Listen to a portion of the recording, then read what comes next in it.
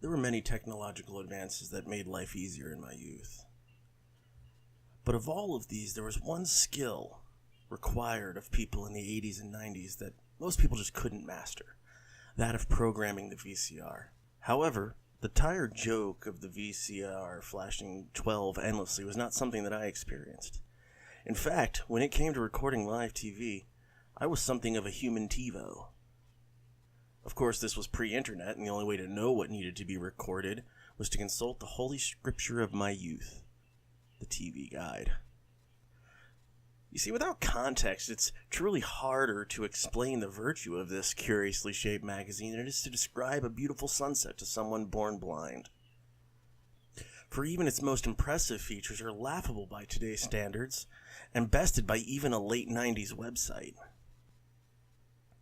In a world of oversharing and too much information, the TV Guide provided just enough to hook you into spending an evening watching Michael Knight, Stringfellow Hawk, or B.A. Baracus saving the world in a half an hour, including commercials. As soon as the book arrived in the mail, I would read it cover to cover. One of my favorite sections was Cheers and Jeers. After completing the crossword puzzle, I would study listings, preparing my slate of recording and live watching like a general preparing to invade a neighboring country. This is what's missing in today's world, and why nostalgia even exists. It wasn't the find as much as it was the hunt. Anything I want today is a click away. If I need to know something, I can Google it. If I need a new thing, there's Amazon. If I need an old thing, there's eBay. Collecting used to be a hobby that required a hunt. Flea markets, yard sales, classified ads, specialty stores, word of mouth.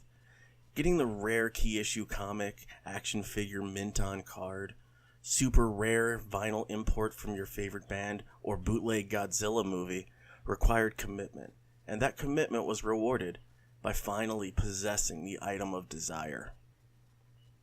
Now with a Prime membership, it shows up on your doorstep in 2 days. I'm not saying we were better off back then. In most ways, American life in the 80s would be considered a third world hellhole by today's standards.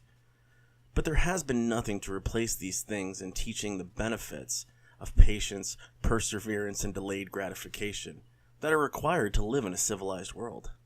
The fact that people would rather pay money than to wait 10 minutes to play Candy Crush makes me not want to live on this planet anymore.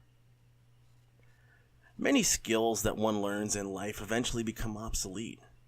TV, VCR repair, interior decorating, learning the personal computer, or even getting your degree. You could major in business management or accounting.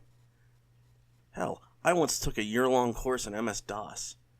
However, the learning of these skills are still important as they teach us valuable life lessons. In the end, wax on, wax off was Mr. Miyagi's way of not only teaching Danielson karate, but also preparing Ralph Macchio for his career later in life.